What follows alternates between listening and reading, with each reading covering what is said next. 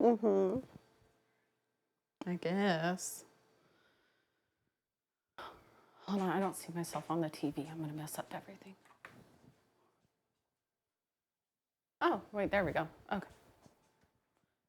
Just kidding.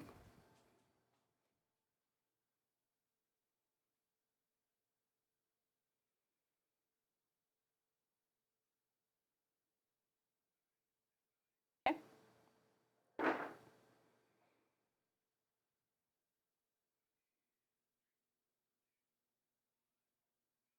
Welcome back to For the Home Cook. Of course, on this show, we are trying to save a little bit of money on our grocery bills. And today I have a few recipes that are going to do that. So I don't know if you're like me, but especially in the fall, in the winter time, or even any time of the year, it's always great to have like a warm comfort food like soup or something in a slow cooker. It's going to save you time.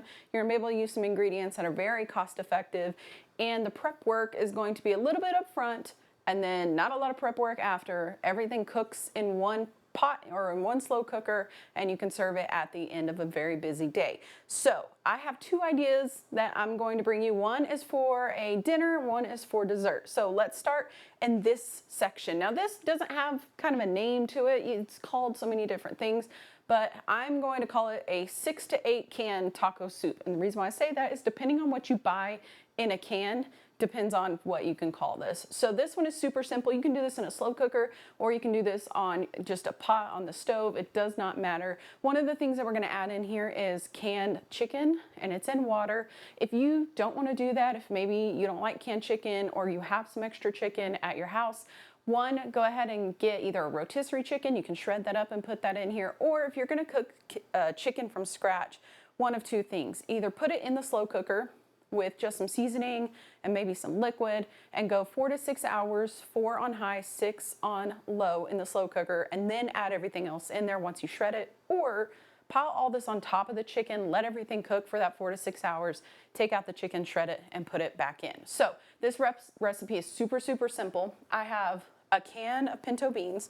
I didn't drain these, but you can if you want to. I know sometimes, like with this next one, with black beans, I don't really like the sauce that it comes in, and it just looks weird to me. So I did drain those. So we've got a can of pinto beans, we've got a can of black beans, we've also got a can of tomatoes, and these are just little petite diced tomatoes. We also have a can of green chilies and tomatoes. If you don't like this much tomato in yours for some reason, then you can just reduce it to just the green chilies and tomatoes, or get a can of green chilies, add it in with the tomatoes. Either one works. We're also going to do some Southwest style corn. Now you can find this in a can. It's a little bit more expensive, so most of the stuff that I got is less than $1. So I found this bag in the frozen food section. It's the same thing. It's honey roasted sweet corn. It has the bell peppers. It's already kind of roasted, so you see that it has that great flavor to it. You could also, they have this in a can. They don't have an off brand of it, so you could get that as well. It's gonna cost you a little bit more than this, but if you like a lot of corn, you can just get 2 cans or 1 can. So we're gonna also add this. If you add this and you're planning on cooking it for a while, it can be frozen. I just set it out in the fridge the date of. Now, enchilada sauce. I don't care which kind you get. I got green because I like that flavor. You could also use red. It does not matter. We're also gonna add a can of chicken broth. Now, if you cook off your chicken, you may not need this broth, but if you don't have chicken broth, you can use bouillon cubes, any of that kind of stuff. Any of this that you want to drain, you absolutely can. For example, if you wanted to drain this chicken because to me, it looks a little bit weird, you can, but you don't have to. We're gonna break apart that chicken just a little bit. And then on seasonings, we're gonna keep it pretty simple. So, and with the chicken, you could get more than 1 can. They're about $2, $2.22 a piece. So it's not gonna cost you too much. Or if you have chicken, either chicken thighs, chicken breasts, whatever type of chicken in your freezer, you can use that as well. And then we're gonna go in with a packet of taco seasoning. We're gonna go in with some extra garlic powder. You can use regular, fresh garlic if you want to. I'm also going to use some onion powder. If you have fresh onion, you can use that. Okay, we're not using onion powder because that's going in the trash. If you have fresh onion, you could also chop up an onion. I wouldn't salt too much at this point because you've got that chicken broth in there. You've got some stuff that may be a little bit salty, so I would wait and check that in a sec. see if I've got. And then you also want to add some cumin. I'm going to lose it in this kitchen. So you can also add some cumin, some other seasonings. And this, you want to just put it on like a medium high heat and get it to start simmering. And then just let it cook in this pan for about 15 to 30 minutes, just to let everything kind of marry together, all of your flavors get worked together in this pot. So if you were doing this in the crock pot, you could leave it on for as long as you want. Unless you have raw chicken, then the 4 to 6 hours. But if everything's already cooked, you could put that in the crock pot, put it on high, let it go maybe an hour, and then turn around, check all your seasonings, and then go ahead and serve it. So we're gonna let this go for about 15 to 20 minutes once it comes to a simmer. And then when you get ready to serve this, you can do this in a lot of different ways. Obviously taco soup, so you want stuff that kind of goes into that like taco realm of things. So the only thing I did is I got some shredded cheese, I have some light sour cream, I've got some cilantro, and then over here, I've got some tortilla chips that I just crushed up. You can put those on top, give it that little bit of crunch. Some super simple ways. I think the bag of chips was like less than $2, and that's gonna give you enough chips for everybody serving on this meal. So super quick. I think altogether I maybe spent $15-ish, but some of that was, getting the cans of chicken or any of those things. So the price may vary, but you're still looking at about $15, and it's all the way up here. So you're getting a lot of food for not a lot of money. This is gonna last you a few days. If you wanted to extend this out, you could add more liquid. You could add a few more of those, a can of chicken or a can of corn or pinto beans, black beans, whatever you wanted to add, just to kind of extend that along. But all the ingredients that we put in here are very cost effective, and they really add to this soup. You could also make maybe rice on the side or put rice in it to kind of extend it beyond just what's in this pot. So we're gonna let this one go. Now, I haven't done a whole lot of desserts during these segments, but once I get into the fall and the winter time, I really like to start making these types of desserts. So what we're gonna make today is called a dump cake. The reason why, you're gonna dump everything into a pan, let it cook, bring it out, and then you're good to go. So this one, it only takes 4 ingredients, and it's gonna take us about an hour to cook this one, but once it comes out, it's gonna be super, super delicious. So this is a caramel apple dump cake. So what I've got, I'm gonna half this because I have the other half in the oven waiting for us, but you would do this in a 9x13 pan along with these instructions. So you would get 2 cans of apple pie filling. Now, this is the most expensive part of this whole meal. So if you're like, I don't wanna spend $4 on this, that's fine. If you have your own recipe, make your own recipe. If you wanna half this, you're gonna have maybe some cake mix left over, but you can also half this. It's still gonna make a pretty good amount of dessert. So we're gonna put this in the bottom. And we're gonna spread that out over the bottom. Like I said, if you have a recipe for apple pie filling, or maybe you bought apples that haven't been used and you have all the ingredients, you can make it and put it in the bottom of this pan. But for a full recipe, we're gonna go 40 ounces, which is 2 cans. For this one, we'll just do 1. Now, after this is not in the recipe, but I'm going to do it. I'm gonna add a little bit of cinnamon. And that's just gonna, I like cinnamon in apples, and that's what's gonna bring out some of this flavor in here. You absolutely do not have to do this step, but if you've got some cinnamon, go ahead and throw it on there. Next is gonna be caramel apple. I love caramel apple. I love caramel apple in the fall and the winter time. So this, pick whatever caramel sauce that you want. I got the cheapest kind. It's a caramel flavored syrup, so not really caramel. But if you wanna spend a little bit extra to get a good caramel, go ahead and do that. If you have the stuff at home to make it, making caramel does not take a whole lot of ingredients or effort. So if you find a recipe and you wanna make it, go right ahead. So for a full recipe, we're gonna do half a cup. For this, we're gonna do a quarter. I'm just gonna eyeball it because I'm just gonna measure with my heart. I feel like that's probably more accurate. All right, so we're gonna zhuzh that all over the top. Next is going to be a spice cake mix. So these are usually, they're out all year long, but they have the special ones that come up during the holiday season. So we're gonna take a box of this. Now this is only half, obviously the other half is in the oven, and you're gonna sprinkle this on top. Do not mix this together. So that we're gonna sprinkle all of this on. It's gonna seem like it's a lot, that's okay. Make sure we get the corners. And then once we get the spread put in here, we'll spread it out all over the top. Once again, not mixing it, but we do need to spread everything around. And this is going to, once we put the butter on, it's going to make this really, really great like crust cake mixture on top.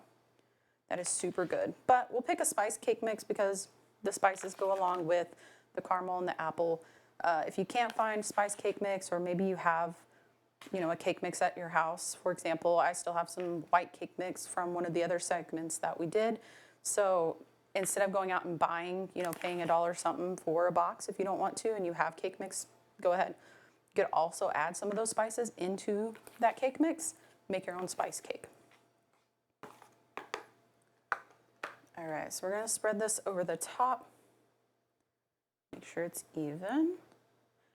Now, this recipe calls for melted butter over the top. I don't mind that. I feel like it falls and it doesn't get as crusty as I would like. So with this one, I always just take my butter, make sure that it's not softened because you don't want everything falling apart. But we're gonna take a full stick of butter. I picked up salted. It calls for unsalted. I got salted because you can buy 2 sticks for cheaper than 4 sticks of butter. But if your house is going to use that extra butter, then go right ahead. Mine was not, so it would have been a waste for me to get 4 sticks of butter versus the 2 that I bought while I was at the store. So we're gonna cut this into 16 little pieces. You want these to be as uniform as possible. If they're not though, it's fine. Like that's not uniform. Look at that, that's not the same as everything else. That's perfectly fine. And so what we're gonna do is we're gonna set these in evenly around the pan. So with a pan like this, I can probably get like a 4x4. In the 13x9, you may have like 3 rows of 5. Just so long as it's pretty even, then it really doesn't matter how many that you put on there. You could even cut these up smaller and cover more surface area if you wanted to. So we'll get the last of this done.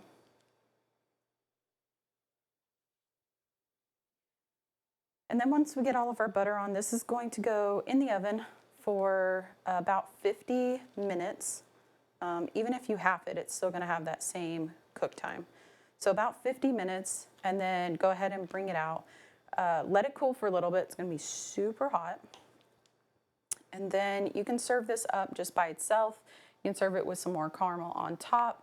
You could also serve it with like ice cream, any of those things to really give it some extra, but it's gonna be just great on its own. So we'll put this one in the oven. But like I said, I'm gonna show you what it looks like once it's done. And this soup is almost up to that simmer, and then we'll turn it down once we get there.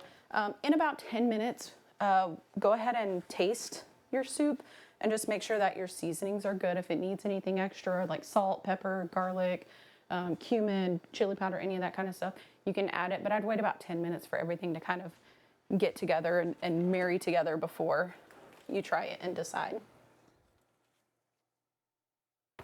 All right. This is what that looks like once it's done. So about 50 minutes, like I said, we'll bring it out. We'll let it chill for a sec. And I'm gonna pretend like I actually did that before I serve it up. But I want you guys to see what this looks like. So be careful. This is going to be super, super, super hot. It's been in a 350-degree oven for like an hour. There you go. So the bottom, we have those great apples that have been in their own filling, and then also with some of that cinnamon, and those have been baking. The top becomes this like crumble cake deliciousness. And then of course, at the end, pour some caramel on top, put some ice cream on it, and then you're good to go. So if you still have that, that pint or that half gallon of ice cream that's sitting in your freezer and you're like, I don't want to just eat it by itself. This is a great way to do that. I don't know why you wouldn't, but whatever. People do that. All right, and that's good to go. So this recipe cost me about, I'm gonna say for a full, about 4, 5, 6, 7, maybe about $10 for this dessert recipe. But imagine, I mean, we have two of these.